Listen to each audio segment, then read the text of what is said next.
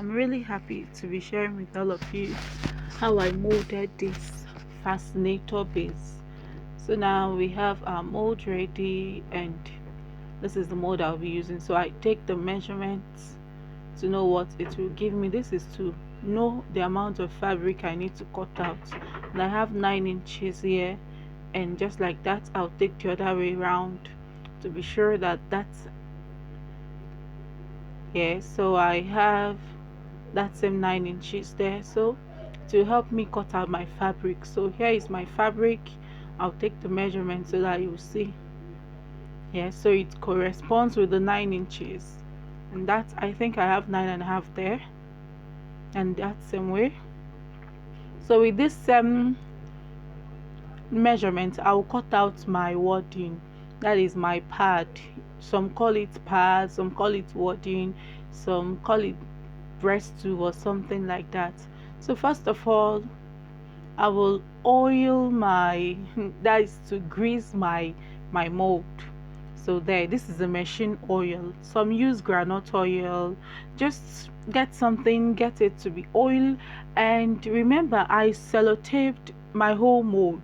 If I did not sellotape it, I would have used a nylon to tie it.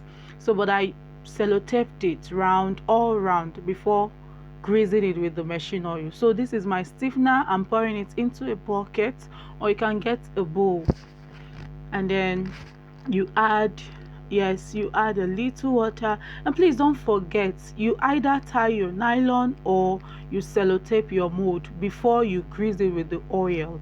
And yes, I'm cutting out my wording now, the same measurement with the material, the fabric. That's the 9 inches that I measured round. The width is 9 inches and the length is 9 inches. It's 9 by 9 inches.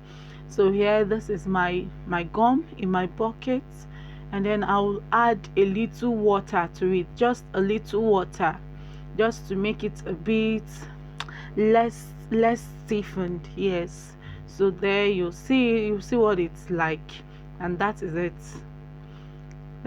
So this is what it is like. And now I'll soak my wording, my breast wording, the thick one. I'll soak my wording in the mixture, the stiffener and the water. Yes, I've soaked it. And if it is not enough, please do well to add. Don't be stingy. Yes, if you want it to be to give you a good shape and hard, so that it don't be that light. Yes, so if it's not enough, then you add more gum to it. So this is it. I think I have what is good now, so I'll get straight to the molding process. So here, this is the right side of my fabric and the wrong side. Yes, you take the right side and you face it down, you lay it down on the mold. The right side should be facing the mold, and then you take the wording, any part you like, you just place it anyhow you like. Place the wording anyhow you like, and then you take the wrong side of the fabric and lay it on the wording. That is it. That is, you first of all lay the right side of the fabric on the mold, then you place the wording, and then you face the wrong side of the other fabric on the wording. That is it. So here, this is my pin that I'll be using for this molding. This is my favorite pin. We have the steel kind of pin, but this is the pin that I use for all my molds. So when you want to pin down your mold, when you are pinning down, you pin down east, west, north and south before you start pinning round. So guys, I'll take this opportunity to ask you to please subscribe to my channel. I want to start uploading videos on this YouTube channel. Yes, no matter, please don't mind my background, but I will make sure that you learn something.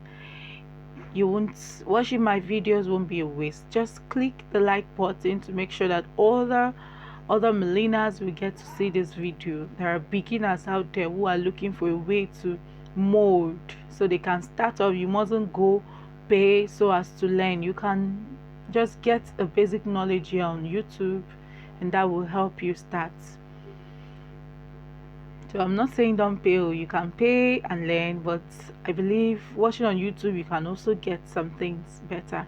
So this is what I'm saying.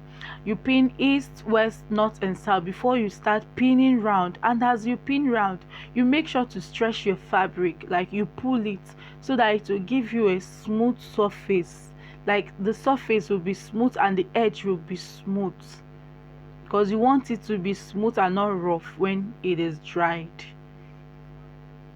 So you start pinning round, just take your time and pin round, just make sure that it is giving you a neat work so that it doesn't look rough when it is dried. So you just make sure that it's neat, you pin down gradually.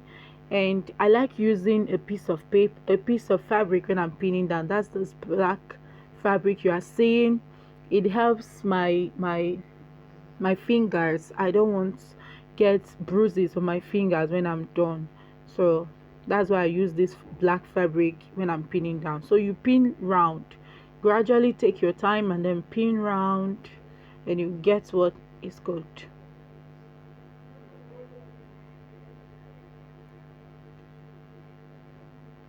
So I have this kind of steel pin. You can still use this kind of steel pin, or you can use this very one that I'm using now. I just prefer these fancy pins to this steel one, but both are good. It just depends on your choice. Just know what works for you and you make use of it. I'm pinning down with this steel now so that you can see that it's even easier to pin down with the steel pin.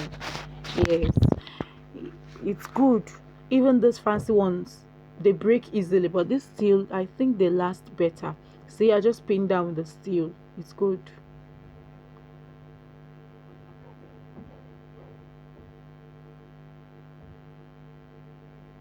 Now I'm just trying to fix everything rightly so that it looks good and nice when it's dried. And so guys, this is what I have, very smooth and beautiful. This is it. So now, see, just make sure you have everything rightly placed and cool. See how smooth it is. So now we'll cut off the excesses from the mold, from the fabric, sorry. Cut off the excesses and then place it under the sun to dry. Place it under the sun or a cool breeze so that it dries off. So guys, please, in my next video I'll be showing you how I finished it up.